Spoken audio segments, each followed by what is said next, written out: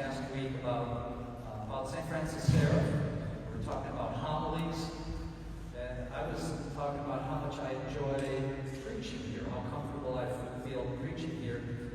And there are different schools of thought on homilies. One of the things that I was taught, and yes, we are taught classes on preaching, is to have just one theme. Just one theme for your homily. Another thing we were taught was never talk about yourself. And I break those two rules all the time.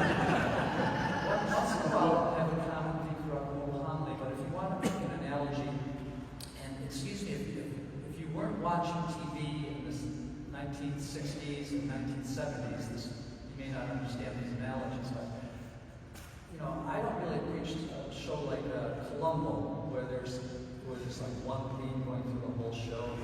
I'm more like the Smothers Brothers, or Ed Sullivan, or Hee Haw. Lots of different things running around. So today will be one of those homilies, I think. So let's get to Martha and to Mary. Scholars tell us that in the story we just heard in the gospel today, that Martha and Mary are not just two individual people, but they represent two movements in the early church, in the community that St. Luke would have been involved in. And I just got chills down the back of my neck just thinking about those early days of the church. And at that time there was a dispute as to whether women should spend more time praying, like Mary was doing, or more time in active ministry, like Martha was doing. And for some context, the New Testament is full of mentions of women. They were leaders of house churches, which means they would have had central roles in celebrating Eucharist. They were co-workers with St. Paul. They were deaconesses. They were referred to as disciples. But as the church grew, the role of women diminished. And by the time Luke was composing his gospel, somewhere between the years 75 and 100, the church was moving into a new stage. Women were still expected to pray and to serve, but not so much to take active leadership roles. And how about today? What would happen if women didn't take leadership roles in the church? Now, while Pope Francis didn't move the needle much on the question of women's ordination, he did emphasize on several occasions that women's leadership is not solely tied to ordination, and he encouraged women's participation in various aspects of church governance and decision-making. Pope St. John Paul II, while also not endorsing women's ordination, encouraged women to take on leadership roles in various aspects of church life. He recognized their potential to contribute significantly to the church's mission. At the local level, at St. Clement, the president and vice president of our parish council are women. The principal of our school is a woman who has a huge role in faith formation. The majority of our religion teachers at St. Clement School are women. And there's another woman at St. Clement, and who has also helped here at St. Francis Xavier, whom I'm going to lift up in a special way today in this homily. It's not often that the name of a person you plan to preach about is also mentioned in the gospel, but if we heard the gospel in Spanish today, rather than Martha and Mary, we'd be hearing about Martha y Maria. And this is the last weekend that Maria Clay will be with us over at St. Clement as our Director of Religious Education and also our Director of Evangelization. It will be a huge loss for us at St. Clement. And I imagine here as well, because I know she's been assisting here with faith formation for the past several years. And while Father Al is pastor of our Franciscan family of parishes, St. Francis Xavier and St. Clement, nobody had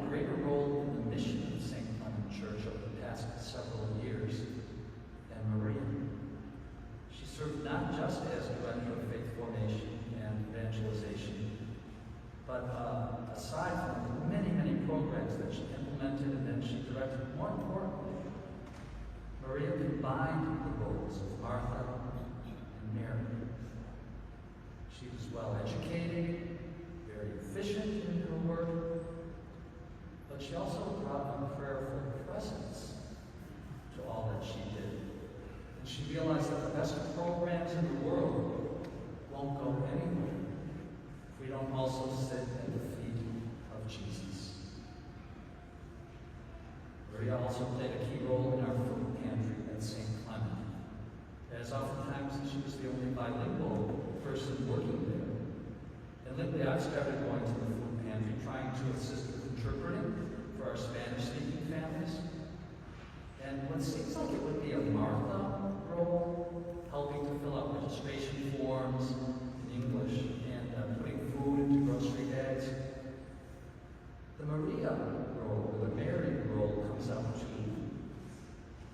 Oftentimes what start off as simple tasks often become questions about faith. How many children do you have in your household? And the response would be, 4. How can I get my children baptized? How can I get my family more involved in the church? Is there a chance for my children to sing at your church? That question just came up last week. I'm getting chills again too, just thinking about the possibility of having a choir of children singing in our masses. People of any faith or people of no faith at all can come into our food pantry. Last week was the first time that I've seen a Muslim family.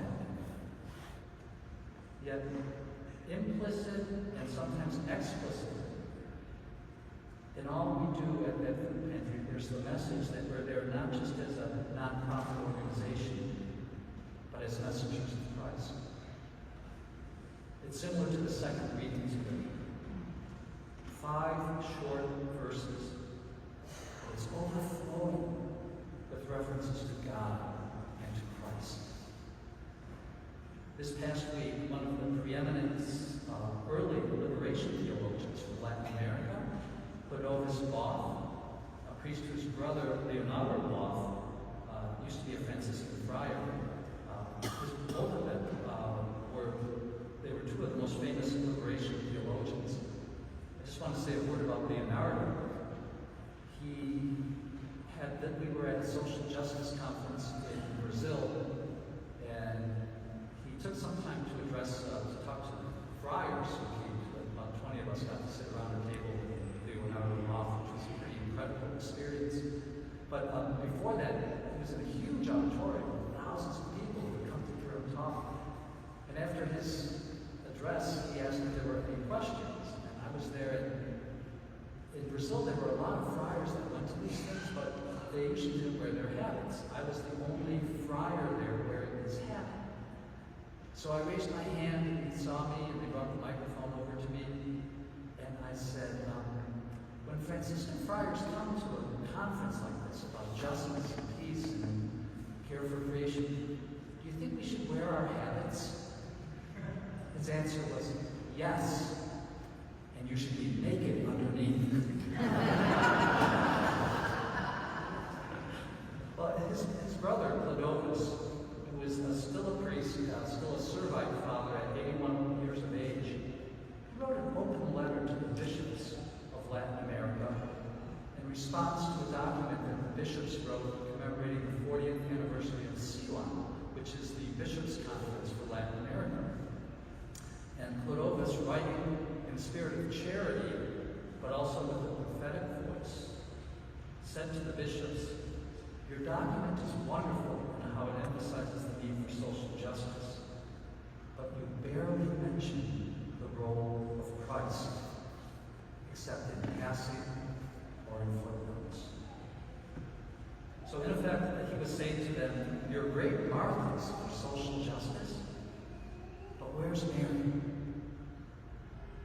And while we might tend as a church to write about millions of people suffering from injustice, we always have to check ourselves to make legislature, are we doing that from the perspective of a political party or from an academic standpoint? Or are we doing so from the feet of Christ? Maria Clay's departure from St. Clement and from St. Francis Seraph is going to be a great loss for us, but it will also be a challenge and an opportunity for us, an opportunity to hire somebody, or perhaps more than one person. No, one person I don't think could do all that Maria did. But it'll be an opportunity for us to fill out our team with the right skills, with the right experience. But it'll also be an opportunity